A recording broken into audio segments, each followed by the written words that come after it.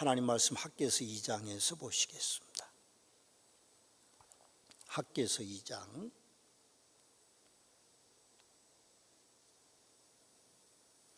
1절 말씀부터 봉독해 드리겠습니다. 일곱째 달 곧 그 달 21일에 여호와의 말씀이 선지자 학개에게 임하니라. 이르시되 너는 스알디엘의 아들 유다 총독 스룹바벨과 여호사닥의 아들 제사장 여호수아와 남은 백성에게 말하여 이르라. 너희 가운데 남아있는 자 중에서 이 성전의 이전 영광을 본 자가 누구냐? 이제 이것이 너희에게 어떻게 보이느냐? 이것이 너희 눈에 보잘것없지 아니하냐? 그러나 여호와가 이르노라. 스룹바벨아 스스로 굳세게 할지어다. 여호사닥의 아들 대제사장 여호수아야 스스로 굳세게 할지어다. 여호와의 말이니라. 이 땅 모든 백성아 스스로 굳세게 하여 일할지어다. 내가 너희와 함께하노라. 만군의 여호와의 말이니라. 너희가 애굽에서 나올 때에 내가 너희와 연약한 말과 나의 영이 계속하여 너희 가운데 머물러 있나니 너희는 두려워하지 말지어다. 만군의 여호와가 이같이 말하노라. 조금 있으면 내가 하늘과 땅과 바다와 육지를 진동시킬 것이요 또한 모든 나라를 진동시키실 것이며 모든 나라의 보배가 이르리니 내가 이 성전의 영광이 충만하게 하리라. 만군의 여호와의 말이니라. 은도 내 것이요 금도 내 것이니라. 만군의 여호와의 말이라. 이 성전의 나중 영광이 이전 영광보다 크리라. 만군의 여호와의 말이니라. 내가 이곳에 평강을 주리라. 만군의 여호와의 말이니라. 아멘. 학개서 2장 1절에서 9절 말씀은 학개 선지자가 예언을 시작하고 성전 재건을 시작하고 50일이 지나서 다시 하나님이 학개를 통하여서 말씀하고 계시는 내용이 기록되어 있습니다. 그동안 성전 건축이 얼마나 진행됐을까요? 약 50일이 지났으니까 그냥 추론해 보면 성전을 건축하다 말았으니까요. 아마 그때 기초도 만들었을 것이고 약간의 벽체도 만들었지 않았겠는가 그런 생각을 해봅니다. 19년 전의 일이죠. 그럼 건축 용어를 보면 5대 마라는 게 있다고 합니다. 목수, 철근, 콘크리트, 겉붙집, 조적, 미장.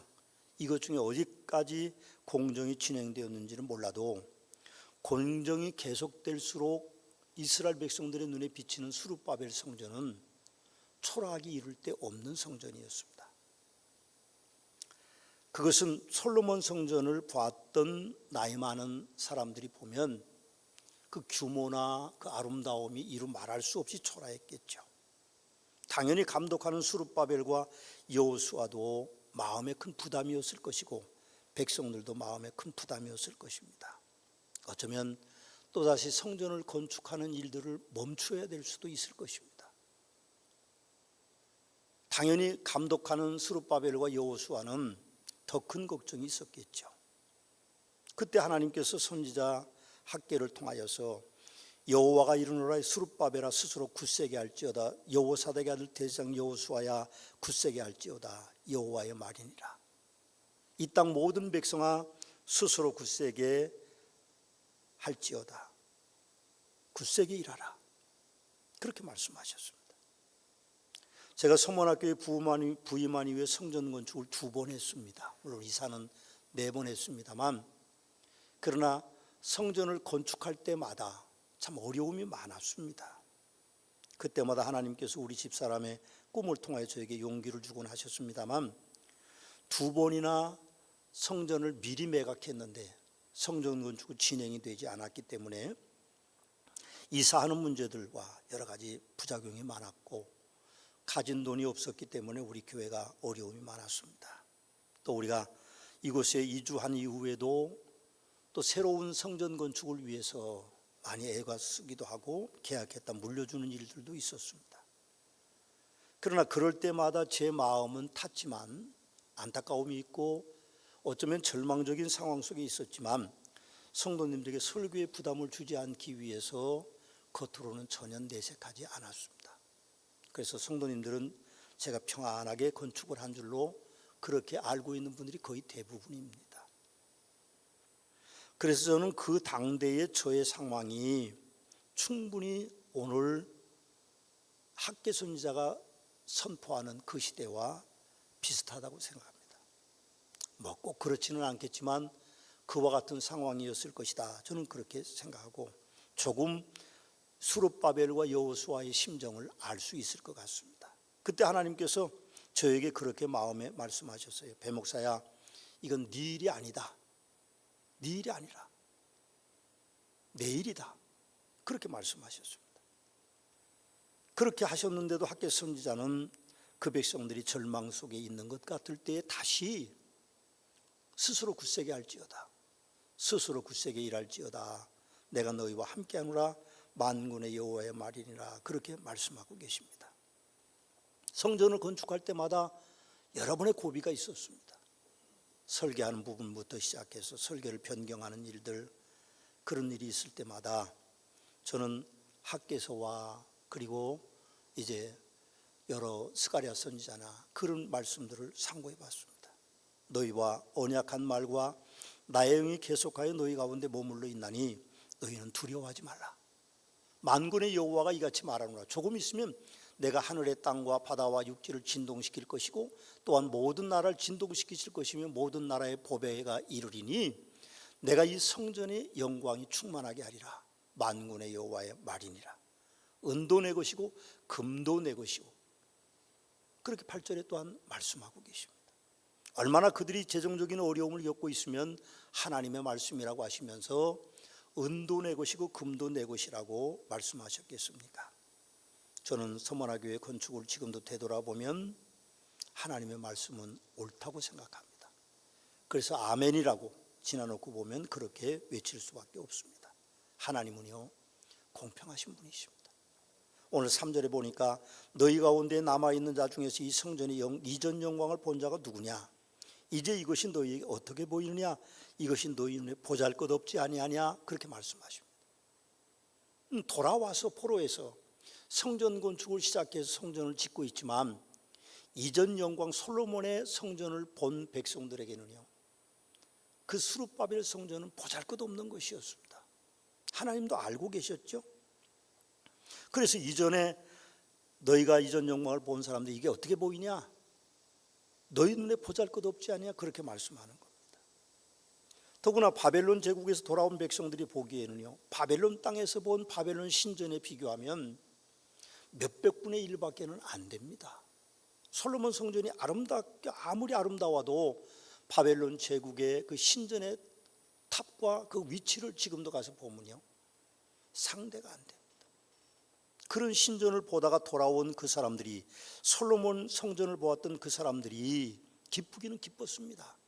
시편 126편에 보면 여호와께서 시온의 포로를 돌리실 때 우리는 꿈꾸는 것 같았다. 여호와께서 우리를 위하여 큰 일을 행하셨으니 우리는 기쁘도다. 눈물을 흘리며 씨를 뿌리는 자는 기쁨으로 거두리로다. 울며 씨를 뿌리러 나가는 자는 반드시 기쁨으로 그 곡식의 단을 가지고 돌아오리라. 그는 노래를 기쁨으로 불렀지만 초라한 성전 건축을 보고는 에스라 3장 12절 말씀에 그렇게 되어 있습니다. 제사장과 레위 사람들과 나이 많은 족장들은 첫 성전을 보았으므로 이제 이 성전의 기초가 놓임을 보고 대성통곡하고 있는 것을 우리는 봅니다. 그건 기쁨도 있지만 초라한 그 기초를 보면서 마음의 안타까움을 가지고 있는 것이죠. 그러나 하나님께서 본문 4절 말씀에 보면 대장 여호수아야 스스로 굳세게 할지어다. 여호와의 말이라 이 땅의 모든 백성 스스로 굳세게 하여 일할지니라. 내가 너희와 함께하노라. 만군의 여호와의 말이니라. 그렇게 격려하십니다. 하나님이 거하시는 성전은 크고 작음에 있지 않습니다. 아름답거나 초라함에 있지도 않습니다. 그분이 계심으로 그것이 여호와의 성전이죠. 그럼 제가 지금 99명의 성도들 앞에 설교하고 있습니다. 안타깝습니다. 나머지 성도들은 SNS로 예배를 드리고 있을 겁니다. 그러나 여러분 스스로가 하나님의 성전이기 때문에 돌아보면 완전하지 않는 모습들을 갖추고 있습니다. 비교가 되겠죠. 그러나 하나님이 거하시는 그 거룩한 성전인 여러분들이 하나님은요 공평하신 분이기 때문에 차별하시지 않습니다. 부자라고 못 배웠다고 많이 배웠다고 가난하다고 하나님은 차별하지 않으시고, 혹시 어떤 면에서는요 믿음이 크다고 믿음이 적다고도 차별하지 아니하시고 신분이 직분이 어떻다고도 차별하지 않으시는 분이십니다. 하나님은 크고 작음에 마음에 두시는 분이 아니라 아름답거나 초라함에 문제가 되지 않는 분이십니다. 그래서 하나님이 스룹바벨아 스스로 굳세게 할지어다, 대제사장 여호수아야 스스로 굳세게 할지어다라고 말씀하시고 계시는 것입니다. 예수님이 제자들에게 보이신 모습들이 참 많습니다. 어떤 때는요, 예수님이 그런 말씀하셨습니다. 너희가 성전에 회당에 가난한 사람이 들어오고 부한 사람이 들어오면 그 사람은 좀 높은 자리에 앉아라, 중간 위치에 앉아라 말하고, 남노한 옷을 입은 가난한 사람이 오면 아무 데나 앉아라. 제가 어렸을 때 설교 들은 내용이 있는데 우리 선배 목사님들은 신발장 앞에 앉아라 그렇게 얘기했다고 그랬어요. 지금은 신발을 다 신고 성전에 들어오지만 그때는 신발을 다 벗고 성전에 들어왔어요. 그때는요, 냄새가 진동했어요. 신발은 다 떨어진 신발에다가 뭐 그렇게 가지고는 냄새가 얼마나, 거기 앉으라는 겁니다. 차별대우하는 건 주님이 원하시지 않았죠. 과부가 2렙돈을 여호와의 전에 바쳤습니다. 예수님은 집겁게 연복궤 앞에 앉으셔서 사람들이 헌금하는 걸 보셨어요. 지금도 주님이 보고 계십니다. 온전히 드리는지 안 드리는지. 그러나 금액을 많이 드리고 적게 드리는 것을 보지 않고 하나님이 주신 것 가운데 11조를 드리느냐, 하나님 보시는 가운데 정성을 다하여 예물 드리느냐, 마음의 감동을 억지로 인색하지 않게 예물을 드리느냐를 주님을 보십니다. 제자들을 부르셨습니다. 연복궤 앞으로. 그리고 예수님은 말씀하세요. 저기 저 여인이 가장 많은 헌금을 했다. 제자들이 보니까 어떻게 생겼습니까? 자기네도 갈릴리 촌사람이지만 벌써 가난하고 부한 사람은요, 뒷모습만 봐도 알거든요. 람브란트의 그림에 보면 가난한 여인이 남루한 옷을 입고 자기 아들의 손을 잡고 와서 예물 드리는 그림이 있습니다. 여러분, 그 그림 속에서도 나와 있습니다만 제자들은 이해를 못했죠. 주님은 그러셨습니다. 다른 사람들은 있는 중에 넣었지만, 풍족한 중에 헌금을 넣었지만 이 과부는 가난한 중에 자기가 가지고 있는 생활비 전부를 넣었다, 그렇게 말씀하셨습니다. 하나님께는 우리가 은을 드린들 금을 드린들 그분에게 무슨 상관이 있겠어요? 은금이 다 그분 거라고 8절에 말씀하고 계시는데 우리가 금을 드리든 은을 드리든 그분에게는 아무런 문제가 없습니다. 우리에게만 문제가 있습니다. 우리는 다만 하나님 앞에 최선을 다할 때, 오늘 학개 선지자를 통하여 말씀하시듯 스룹바벨도 여호수아도 그리고 백성들은 이제 굳세게 하고 최선을 다하라고, 열심히 일하라고 그렇게 말씀하시는 것뿐입니다. 하나님의 공평하심은 절대로 획일적이지 않습니다. 부자를 우리한테 갖다 대지도 않으시고 가난한 사람에게 부자를 갖다 대시지도 않는 분이시죠. 하나님께서 사람을 창조하실 때 공평하게 남자와 여자를 만드셨습니다. 그런데 하나님께서 이 공평함은요, 변하지 않는 진리입니다. 남자가 여자가 될 수 없고 여자가 남자가 될 수 없습니다. 벌써 창조될 때부터 서로 다른 것입니다. 근본 창조 시부터 서로 다른 공평함이 그들에게 있는 겁니다. 그게 공평한 거죠. 분명한 것은 남자와 여자의 차이는 우열은 없습니다. 남자가 더 높고 여자가 더 얕다는 그런 의미는 절대로 없는 것입니다. 근데 우리나라의 요즘 국회의원들 중에 일부가 평등법을 발의하고 또 다른 평등법을 발의하고 차별금지법을 발의하고 건강기본법을 금년에 국회에서 제정하려고 시도하고 있습니다. 이 법들은 표면적으로는 남녀의 공평함으로 가는 듯하지만 하나님의 창조의 질서를 거역하는 것이고 결국 사회를 혼란으로 이끌어가게 될 것입니다. 여러분, 페미니즘이라고 하는 게 나쁜 뜻은 아닙니다. 출발은 아름답습니다. 페미니즘 뜻을 찾아보면 성별의 차이를 없애고 여성의 사회, 정치, 법률상의 지위와 역할을 신장을 주장하는 주의입니다. 당연히 페미니즘이 있어야 되죠. 남자와 여자는 차이가 두어서는 안 되는 것입니다. 그러나 남자와 여자의 구분을 없앤다는 것은 어리석은 일임에 분명합니다. 한 2주 전인가요? 미국 LA에 한국 사람이 운영하는 사우나탕이 있습니다. 미국에도 사우나탕이 있어요. 미국 사람들은 원래 목욕탕을 안 씁니다. 다 개인 집에서 하지. 근데 이제 사우나탕을 운영하는데 한 남자가 여자 사우나탕을 들어가겠다는 거예요. 그래서 그 지키는 사람 종업원하고 시비가 붙어서 큰 싸움이 났습니다. 결국 경찰이 오고 그랬죠. 근데 이 사람이 뭐라고 하는 거면 나는 생김새는 남자지만 정체성이 여자다. 그러니까 사우나탕에 여탕에 내가 들어가겠다 그겁니다. 그래서 어떻게 받아들여야 될지 모르겠습니다. 세계적인 이슈가 됐습니다. 미국만 그런 게 아닙니다. 지난 주간에요. 우리나라 인권위원회라는 이제 정부 단체에서 트랜스젠더 남자가 여자 화장실을 사용하는 행정소송을 했습니다. 그 소송에서 인권위원회가 승소했습니다. 그 남자가 내가 여자라고 말하면, 그렇게 생각하면 여자 화장실에 들어갈 수 있다는 겁니다. 잘 보고 들어가셔야 돼요. 잘 보고 들어가셔야 됩니다. 저는 그 뉴스를 접하면서 우리나라가 소돔과 고모라 같이 되어 하나님의 심판이 유황불로 심판받을까 봐 두려워서 걱정했습니다. 평등법, 차별금지법, 건강가정기본법 이런 것들은 기독교만 반대하는 게 아닙니다. 우리 기독교에서 원체 이걸 반대하니까 기독교인들만 반대하는 걸로 아는데 그렇지 않습니다. 모든 종교에서 거의 반대합니다.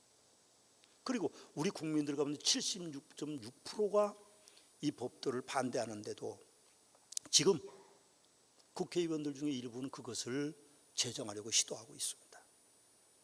여러분, 건강가정법을 하나 말씀을 드리면 같은 집에 살면 한 가족이 된다는 거예요. 우리나라의 전통적인 것, 세계 모든 전통적인 것은요, 혈연관계나 결혼을 통해서 가족이 되는 겁니다. 그런데 건강가정기본법이라고 하는 것은요, 일정 기간 살면 가족이 되는 거예요. 심지어는 재산 상속도 그들에게 똑같이 해줘야 됩니다. 그래서 참 이게 어려움이 있어요. 그런데도 그 법을 제정하려고 합니다. 여러분, 우리나라 대한민국이 어떻게 세워진 나라입니까? 반만년 역사 가운데 1천에 가까운 외세 침입을 받고 6.25의 내전을 겪으면서도 반세기 만에 한강의 기적을 이룬 나라입니다. 대한민국은 세계 10위권의 경제 대국이 지금 되고 있습니다.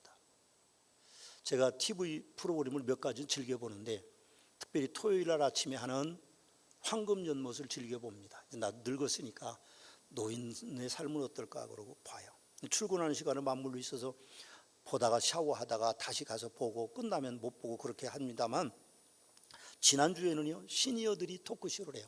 60대 후반 좀 넘은 사람도 있고 80이 넘은 분들도 계시는데 그분들이 얘기가 참 재미있습니다. 우리 세대의 이야기예요. 근데 그분들이 보면 미군들이 지나가면 쪼꼬레또 그 일본 말인데 그렇게 쪼꼬레 달라고 막 손을 내밀면요, 미군들이 차에 타고 가거나 지나가면서 이렇게 쪼꼬레 던져줍니다. 그럼 먼지가 많은 거기서 아이들이 그거 주워 먹으려고 난리를 친다고 그래요. 저는 시골에 살아서 쪼꼬레또가 뭔지도 모르고 한 번도 먹어본 적 없고 미군을 한 번도 본 적이 없으니까 뭔지는 모르겠는데 도시 산 분들은 그렇게 살았던 모양입니다. 우리 때는요, 거기도 그런 얘기가 그분들이 나오지만 껌 하나 씹으면 그게 굉장히 자랑스러운 겁니다. 우리가 씹던 껌은요, 산에 올라가면 소나무 껍질을 1차 벗기면 하얀 껍질이 나옵니다. 그 껍질을 벗겨서 씹으면 그것이 껌이었고 들어있는 풀 가운데 껌 같은 것이 있습니다. 씹으면 됐어요. 어쩌다 껌이 생겨서 하루 종일 씹다가요 벽에다 붙여놔요. 그러면 동생들이 어떤 녀석이 먼저 일어나서 떼어서 먹으면 쌈이 나는 겁니다. 그분들도 그렇게 살았대요. 농 밑에다 안 보이겠는데 그것도 몰래 떼어먹고 쌈이 그렇게 났다고 하는데, 그중에 한 분이 재미있는 분이 친한 친구가 오면 씹던 껌을 빌려준대. 10번만 씹어 그러고 빌려주고 더 친한 친구가 오면 반딱 잘라서 주면 그걸 씹었다고 그런 얘기를 재미있게 하더라고요. 저는 시골에 살아서 뭐 껌도 별로 씹어본 적이 없고 미군 차도 없고 미군 본 적도 없어서 초콜릿도라고 소리쳐 본 적도 없고 먹어본 기억도 별로 없습니다만 1970년대에 제가 고등학생이었습니다. 그때 크리스마스가 되면 다 교회에 모입니다. 그때는 뭐 예배당이 교육권이라는 게 없어요. 한 50평 예배당 안에 그냥 먼저 차지하는 사람이 임재니까 고등부원들이 차지하면 청년부나 중고등부는 어디로 가고 없고, 그래서 이제 있는데 부장님이 이렇게 큰 빨간 바가지에다 뭘 타가지고 오세요. 그런 걸 돌아가면서 한 모금씩 다 먹습니다. 그 선배들이 많이 먹으면 혼나? 그러면 조금밖에 못 먹으면 그 먹으면 커피예요. 커피 타온 바가지다 오면 그거를 다 마시는 겁니다. 그게 뭐라고 마셨는지 모르겠어요. 그렇게 마시고 살았어요. 지금 젊은 사람들의 부모 세대는요 그렇게 살았습니다. 학교도 못 가고 가난하니까 학교도 못 갔죠. 그리고 공장에서 일만 하고 배고프고 그리고 배로 움켜쥐고 물 마시고 살았던 그 시대 힘겨운 삶은요, 참 이루 말할 수 없었습니다. 아침에 일어나 보면 윗목에 얹어놓은 물이 꽝꽝 얼었습니다. 그렇게 살았어요. 그런데 우리나라는 반세기 만에 부자가 된 겁니다. 세계 역사에 찾아볼 수 없는 근래 통계에 의하면 우리나라의 국민소득은 일본의 국민소득을 앞지르고 있다고 합니다. 제가 생각해 봤습니다. 일본은 지금 어렵습니다. 더 이상 발전이 없습니다. 나라가 쇠퇴해 가고 있습니다. 왜 일본은 쇠퇴하고 한국은 성장하는가? 그 차이는요, 일본의 젊은이들이 온고의 지신을 몰라요. 과거에 자기 나라가 패망을 당한 것을 기억하지 못하는, 어렵게 산 부모 세대를 이해하지 못하는 겁니다. 일본은 우리나라보다 월등하게 빨리 미국에 의하여서 부한 나라가 됐기 때문에 모릅니다. 그럼 우리 세대는 온고의 지신을 알아요. 어렵고 힘들죠. 그런데 이 식민지 시대에 내전과 상처를 입고 고생하며 이룬 부모 세대를 망각하고 지금 젊은이들은 꼰대라떼라고 여러분의 부모들 세대를 그렇게 말합니다. 그러나 만일 그런 사상을 가지고 있으면 우리나라도 일본을 뒤따라갈 수밖에 없습니다. 그래서 우리는 독재 정권에 항거하는 세대였습니다. 지금은 누가 그렇게 데모합니까? 우리 때 데모하면요, 저희들도 강당에 모여서 하면 경찰이 오고 그렇게 했었는데, 하면 스크램 짜고 막 데모, 독재, 타도 그렇게 외치고 가면요, 체류탄이 날라오고 봉공이라고 하는 그 곤봉이 막 두들겨 맞고 감옥 가고, 어떤 사람은 대학 그냥 제적시키고 대학 졸업장도 없이 살고 만들고 감옥에 가서 사는 애들이 많았습니다. 지금 젊은이들의 부모들은요, 그렇게 독재 정권에 항거하면서 어렵게 살았어요. 만일 그런 것들을 젊은이들이 이해하지 못한다고 하면 우리나라도 일본처럼 쇠퇴함이 얼마 안 남았을 것입니다. 여러분, 가난한 사람은요, 부하게 살 수 있어요. 근데 부자인 사람들은 가난하게 살기가 어렵습니다. 그래서 그런지 IMF 시대 때는요, 이혼율이 가장 높았습니다. 경제 문제 때문에. 그리고 자살률이 가장 높았습니다. 경제 문제 때문에. 돈 때문에 생명을 버리고 가정을 버린다는 건요, 안타까운 일이지만 현실이 그랬습니다.